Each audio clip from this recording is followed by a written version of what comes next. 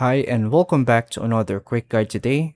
I'll teach you how to get previous profile picture on FB again.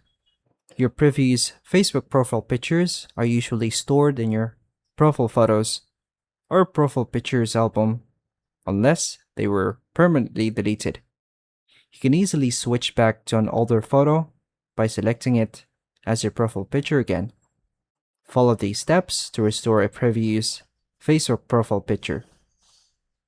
To begin, open the Facebook app or visit the Facebook website and log into your account.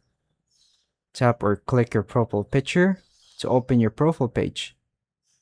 Select your current profile picture. Select Update Profile Picture or select Profile Picture. Then go to the Albums tab. Browse your existing Facebook photo albums. Open the profile pictures to view your previous profile photos. Scroll through the album until you find the previous profile picture you want to use. Tap or click the photo to select it. Adjust the crop or position if Facebook allows editing. Choose whether you want to share the profile picture update with your friends. Tap or click Save, Use, or Set as profile picture to apply the change.